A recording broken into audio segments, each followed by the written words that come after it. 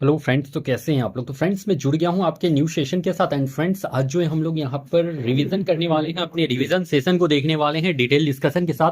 तो हमारा यहां पर रिवीजन सेशन स्टार्ट होता है। एंड हमारा फर्स्ट क्वेश्चन है यहां पर, 1857 की क्रांति के समय वायसराय कौन थे। तो भाई बता दो, 1857 की क्रांति के समय वायसराय कौन थे। कैनिंग थे, बेंटिक थे, या फिर रिपन थे, या फिर लीटन।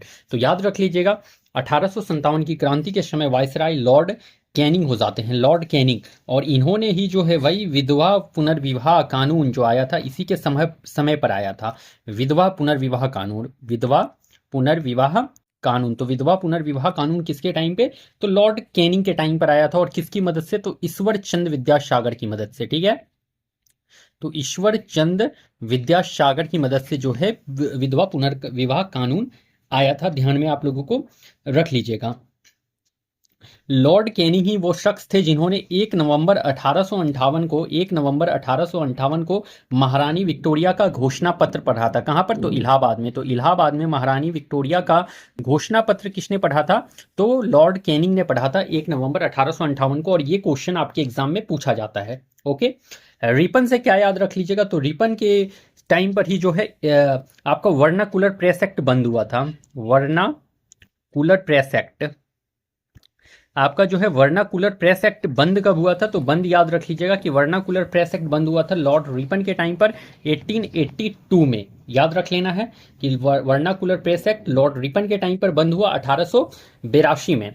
नेक्स्ट आपको क्या याद रख लेना है भाई, तो याद रख लेना एक आप लोग लॉर्ड लीटन। तो लॉर्ड लीटन से क्या याद रख लेना है कि वर्नाकुलर प्रेस एक्ट इन्हीं के टाइम पर लागू हुआ। वर्नाकुलर प्रेस एक्ट लागू, वर्नाकुलर प्रेस एक्ट लागू हुआ लॉर्ड लीटन के टाइम पर 1878 में। इसको भी ध्यान में रख लेना है। नेक्स्ट, हड़प नीति का शुरुआत किया, तो हड़प नीति लॉर्ड डलहौजी के द्वारा स्टार्ट करा गया था। और हड़प नीति में सबसे पहले किसे हड़पा गया, तो सतारा को हड़पा गया, जो कि महाराष्ट्र में पड़ता है। तो कहां को हड़पा गया, तो महाराष्ट्र को हड़पा गया, जो कि सतारा में पड़ता है हड़प नीति के तहत। और इसे ही हड़प नीति को ही डॉक्ट्रिन ऑफ लैप्स भी कहते हो, ध्यान में रख लेना। डलहौजी ने ही प्रतियोगिता परीक्षा का शुरुआत कराया था। तो प्रतियोगी परीक्षा, जो प्रतियोगी परीक्षा होता है भाई, उसका शुरुआत किसने करा था, तो लॉर्ड डलहौजी ने स्टार्ट करा था। इन्होंने जो है बिजली विभाग पीडब्ल्यूडी और फर्स्ट टाइम जो है डाक टिकट का भी स्टार्टिंग करा है। तो बिजली विभाग, पीडब्ल्यूडी और डाक टिकट का स्टार्टिंग किसने करा, तो डलहौजी ने। और डलहौजी के टाइम पर ही फर्स्ट रेल चली है, पहली रेल जो है डलहौजी के टाइम पर ही चली है। कब, तो भाई याद रख लेना 16 अप्रैल 1853 को। तो पहली रेल 16 अप्रैल 1853 को डलहौजी के टाइम पर। और कहां से, तो बंबई से थाने तक। बंबई से भाई, बंबई से थाने, याद रख लियो आप लोग, बंबई से थाने तक, बंबई से थाने तक। ठीक है, लॉर्ड डलहौजी ने ही जो है अवध पर कुशासन का आरोप लगाकर हड़पा था। अवध पर कुशासन का आरोप लगाकर हड़पा लॉर्ड डलहौजी ने, ध्यान रख लेना है आपको। अनुसूची एक है, तो वही अनुसूची एक में क्या है, वेतन है, शपथ है, भारत राज्यों का संघ है, या फिर राज्यसभा सीट का बंटवारा है। तो अनुसूची एक, तो भाई टोटल अनुसूची अगर पूछा जाए तो टोटल अनुसूची प्रेजेंट टाइम में 12 हो जाते हैं। अगर पूछ ले संविधान बनने समय अनुसूची कितना था, तो 8 था। संविधान बनने समय अनुसूची 8 था, अभी प्रेजेंट टाइम पे 12 अनुसूची है। 12 का 12 अनुसूची आपको याद होना बेहद इंपॉर्टेंट हो जाता है। अनुसूची एक में क्या है, तो अनुसूची एक में वेतन नहीं है भाई, शपथ नहीं है, भारत राज्यों का संघ है। अनुसूची दो में जो है आपका वेतन होता है, याद रखिएगा। अनुसूची तीन में आपका शपथ ग्रहण होता है। अनुसूची चार में भाई राज्यसभा सीट का बंटवारा होता है। ठीक है, और अनुसूची 5 में भाई क्या याद रख लीजिएगा, तो अनुशासित जनजाति क्षेत्रों का प्रशासन है। अनुशासित जनजाति क्षेत्रों का प्रशासन। अगर 6 पूछ लें अनुसूची, तो असम, त्रिपुरा, मेघालय, मिजोरम का विशेष प्रावधान है। क्या है, तो असम, त्रिपुरा, मेघालय, मिजोरम का विशेष प्रावधान है। अगर 7 पूछे तो 7 में सूची याद रख लीजिएगा, संघ सूची, राज्य सूची, समवर्ती सूची। 8 में भाषा याद रख लेना है। 9 में आपको क्या याद रख लेना है, तो भूमि सुधार याद रख लेना है। 10th अनुसूची में आपको दल बदल याद रख लेना है। 11th अनुसूची में पंचायती राज याद रख लेना है। एंड 12th अनुसूची में नगर निगम याद रख लेना है। ठीक है, 12 में क्या, तो नगर निगम। ओके भाई,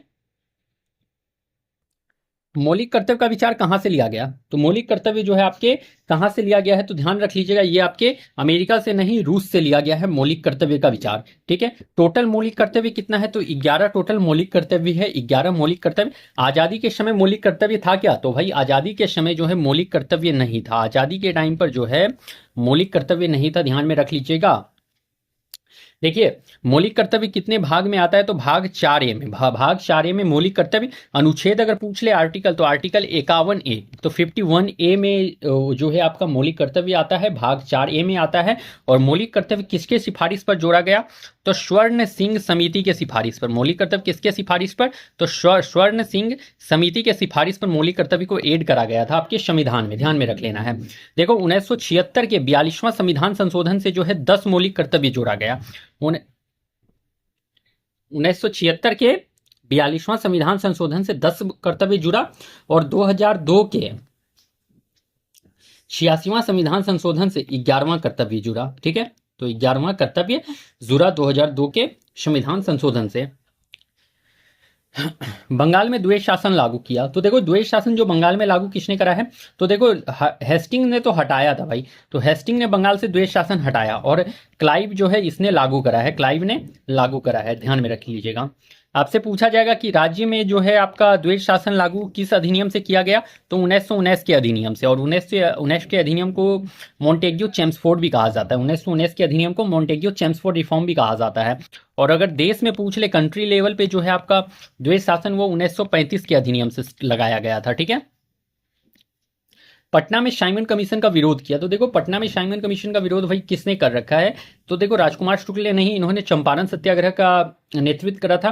सहजानंद सरस्वती भाई ये भी नहीं थे, सहजानंद सरस्वती। मजरूल हक ने जो है पटना में साइमन कमीशन का विरोध करा है, मजरूल हक ने। ठीक है, ध्यान में रख लीजिएगा। आपसे साइमन कमीशन के बारे में एक बात पूछा जाएगा कि साइमन कमीशन में कितने मेंबर थे? तो याद रख लीजिएगा 7 मेंबर थे टोटल। और इसका जो अध्यक्ष था वो कौन था? सर जॉन साइमन था। कौन था? तो सर जॉन साइमन इसके अध्यक्ष थे।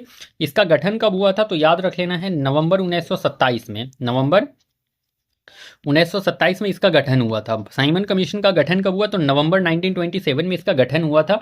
और ये भारत कब आया था? तो भारत याद रख लीजिएगा भाई, फरवरी 1928 में जो है भारत ये आया था। फरवरी 1928 में भारत आया। भारत में भी कहाँ आया? तो बंबई के ग्वालियर टैंक मैदान में आया था आपका साइमन कमीशन, याद रख लेना है। ठीक है, इसका मेन उद्देश्य क्या था? तो ये 1919 का अधिनियम का जांच करने के लिए आया था। 1919 के अधिनियम का जांच करने के लिए जो है साइमन कमीशन भारत आया था। साइमन कमीशन का भारत में देखो विरोध भी हुआ था। तो मेनली विरोध जो हुआ था वो क्यों हुआ था? क्योंकि देखो, इसमें भाई एक भी जो मेंबर थे वो भारत के नहीं थे, इसीलिए जो है साइमन कमीशन का विरोध हुआ था भारत में। और इसका जो है लाला लाजपत राय ने जो है लाहौर से विरोध करा था। लाहौर से किसने? तो लाहौर से लाला लाजपत राय ने विरोध करा था साइमन कमीशन का। और इसी टाइम पर इनके सर पर लाठी से चोट लग गई थी और इनकी डेथ भी हो गई थी इस साइमन कमीशन के टाइम पर। भारत छोड़ो आंदोलन के समय इंग्लैंड के प्रधानमंत्री कौन थे? तो याद रखना होगा आपको कौन थे। क्लीमेंट एटली नहीं थे भाई, चर्चिल थे। और ये भारत छोड़ो आंदोलन, और याद में रख लीजिएगा सेकेंड वर्ल्ड वार के टाइम पर भी थे। तो सेकेंड वर्ल्ड वार के टाइम पर भी थे साइमन, ये आपके चर्चिल प्रधानमंत्री इंग्लैंड के। भारत की आज़ादी के समय ब्रिटेन के प्रधानमंत्री, तो देखो भारत की आज़ादी के समय ब्रिटेन के प्रधानमंत्री कौन थे? तो ध्यान में एक बात ये रख लेना आप लोग कि जो चर्चिल नहीं थे भाई, क्लीमेंट एटली जो है ब्रिटेन के प्रधानमंत्री थे भारत की आज़ादी के समय। और भारत की आज़ादी के समय कांग्रेस के अध्यक्ष कौन थे? ये भी पूछा जाता है, कांग्रेस के अध्यक्ष। तो कांग्रेस के अध्यक्ष भाई वो जेबी कृपलानी हो जाते हैं, जेबी कृपलानी, जेबी कृपलानी। और ये क्वेश्चन इंपॉर्टेंट हो जाता है आपके एग्जाम में।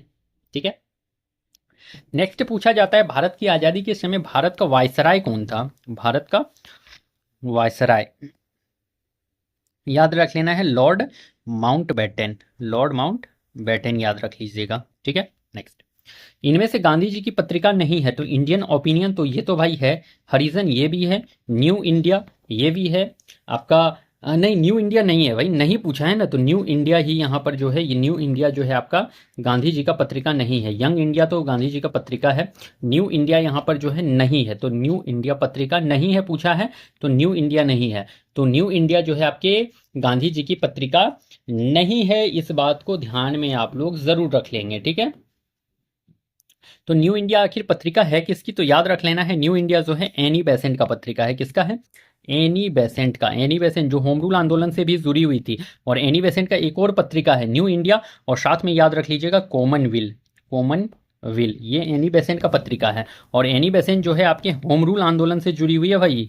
आप लोग बाल गंगाधर तिलक तो जानते ही हो कि जुड़े हुए ही हैं, तो ये एनी बेसेंट भी होम रूल आंदोलन से जुड़ी हुई है, ठीक है। इन्होंने भी होम रूल आंदोलन स्टार्ट करा था, ध्यान में रख लेना है।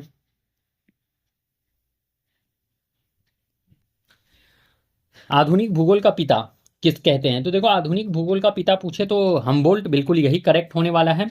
अगर भूगोल का पिता पूछ ले तो इरेटोस्थनीज आपको याद रख लेना है, ये है भूगोल के पिता, भूगोल के पिता। Father of geography, father of geography पूछे तो Eratosthenes, and father of modern geography पूछ ले तो फिर Humboldt you have to remember, okay. Next, Indravati सहायक नदी है, तो भाई इंद्रावती नदी जो है वो सहायक नदी किसकी है, ये पूछ रखा है ना आपसे। तो देखो, इंद्रावती नदी जो सहायक नदी है भाई, वो कावेरी की नहीं है, गंगा की नहीं है, गोदावरी की हो जाती है। किसकी? तो गोदावरी की हो जाती है सहायक सहायक नदी।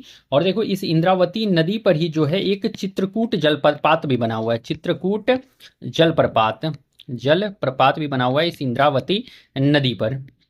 सबसे पहले मानसून प्रवेश करता है, तो याद रख लेना केरल, कर्नाटक नहीं, लखनऊ नहीं, केरल में सबसे पहले मानसून प्रवेश करता है। और देखो, ये जो केरल में सबसे मानसून प्रवेश करता है पहले, और केरल का लिटरेसी रेट भी सबसे हाई है, ठीक है। तो लिटरेसी रेट क्या है? तो लिटरेसी रेट सबसे हाई है आपके केरल का। और लिटरेसी रेट सबसे कम कहाँ का है, बता दो तो आपका। तो लिटरेसी रेट सबसे कम कहाँ है? तो हमारा बिहार जो है भाई, उसका लिटरेसी रेट सबसे खत्म लेवल का है, सबसे लो लेवल का है लिटरेसी रेट, ठीक है। और इस बार जो है, इस साल जो है आपका मानसून जो है वो प्रवेश जो है थोड़ा जल्दी होने वाला है, इस बात को भी ध्यान में रख लीजिएगा आप लोग। भारत के कितने राज्य समुद्र छूते हैं? तो देखो, समुद्र छूने वाले राज्य पूछ रखा है ना आपसे कि भारत के कितने राज्य समुद्र छूते हैं, 5, 8, 6 या 9? तो याद रख लेना भाई कि 9 राज्य जो है समुद्र छूते हैं। अगर पूछ ले कि राज्य में सबसे लंबा समुद्र कौन छूता है, तो याद रख लेना है गुजरात, कि राज्य में सबसे लंबा समुद्र कौन छूता है, तो गुजरात छूता है। और अगर पूरे देश में सबसे लंबा समुद्री सीमा कौन छूता है, तो याद रख लीजिएगा पूरे देश में, मतलब कि राज्य और यूनियन टेरिटरी को मिला के पूछ ले तो अंडमान निकोबार दे दीजिएगा आंसर, ठीक है। तो अंडमान निकोबार पूरे देश में पूछ ले तो पूरे देश में स्टेट और यूनियन टेरिटरी को मिलाकर तो अंडमान निकोबार सबसे लंबा सीमा छूता है। और अगर पूरा स्टेट में पूछ ले तो गुजरात के साथ आपको जाना होगा। आई होप आप लोगों को ये बात क्लियर हो गया होगा। पार्क स्ट्रीट अलग करती है, तो पार्क स्ट्रीट भाई ये भारत को पाकिस्तान से नहीं, तो भारत को पाकिस्तान से जो है रेड क्लिफ लाइन अलग करती है, रेड क्लिफ लाइन, ठीक है। भारत को श्रीलंका से पार्क स्ट्रीट अलग करती है भाई, भारत को श्रीलंका से पार्क स्ट्रीट अलग करती है, या फिर इसे ही मन्नार की खाड़ी भी कहा जाता है। पार्क स्ट्रीट या फिर मन्नार की खाड़ी भारत को श्रीलंका से अलग करता है, ठीक है। अगर आपसे पूछ ले दक्षिण अंडमान को लिटिल अंडमान से, तो याद रख लीजिएगा डंकन पासेज, डंकन पासेज याद रख लीजिएगा। डंकन पासेज जो है ये आपको दक्षिण अंडमान को लिटिल अंडमान से अलग करता है। सहारा मरुस्थल है, तो भाई सहारा जो मरुस्थल है ये कहां पर है? तो सहारा आपके कहां पर है? ऑस्ट्रेलिया में, उत्तरी अफ्रीका, तो बिल्कुल करेक्ट, उत्तरी अफ्रीका में सहारा मरुस्थल है। अगर पूछा जाए आपसे कि ऑस्ट्रेलिया में कौन सा मरुस्थल है, तो ऑस्ट्रेलिया में याद रख लीजिएगा great Sandy, great Sandy, great Sandy है, गिब्बन है, गिब्बन और शिमन है। देखो, आज बारिश हो रहा है थोड़ा बहुत ही जोर का, बादल भी गरज रहा है, ठंडरिंग हो रही है, तो इसीलिए जो है आज थोड़ा सा मैं फास्ट क्लास ले रहा हूँ, ताकि आप लोगों का क्लास जो है जल्दी से यहाँ पर मैं लेकर के कंप्लीट कर दूँ, क्योंकि बहुत ही ज़्यादा ठंडरिंग हो रही है, ठीक है। उसके बाद दक्षिण अफ्रीका में अगर देखा जाए तो दक्षिण अफ्रीका में याद रख लीजिएगा काला हारी डेजर्ट है, काला हारी डेजर्ट है, ठीक है। और तुर्कमेनिस्तान कहाँ पर है? तुर्कमेनिस्तान भाई तो ये काराकुम है एक, तुर्कमेनिस्तान में काराकुम, ठीक है। नेक्स्ट, भारत के अंटार्कटिका पर कितने शोध केंद्र है? तो अंटार्कटिका पर शोध केंद्र 3 याद रख लेना भाई, 3 है। कौन कौन से? तो एक तो दक्षिण गंगोत्री जो कि पहला है, पहला कौन सा है? तो दक्षिण गंगोत्री, दूसरा है मैत्री और थर्ड है भारती। तो दक्षिण गंगोत्री ये फर्स्ट हो जाता है, दूसरा है मैत्री, तीसरा है भारती। ये 3 आप लोगों को जरूर याद रख लेना है। लू चलती है तो यूएस में, फ्रांस में, स्विट्जरलैंड में या इंडिया में? तो लू क्या है भाई? तो गर्म हवा है जो कि आपके इंडिया में चलती है, भारत में चलती है लू, ठीक है। अगर आपसे यूएसए का बात करा जाए तो यूएसए में एक याद रख लीजिएगा चिनूक, चिनूक कहाँ पर? तो चिनूक जो है ये आपके यूएसए में चलता है, इसे ही हिमखोर भी कहते हैं, हिमखोर, हिमखोर। फ्रांस में अगर आपसे पूछ ले तो भाई याद रख लीजिएगा मिस्ट्रल चलता है आपका फ्रांस में, मिस्ट्रल, विस्टर्ल फ्रांस में चलता है।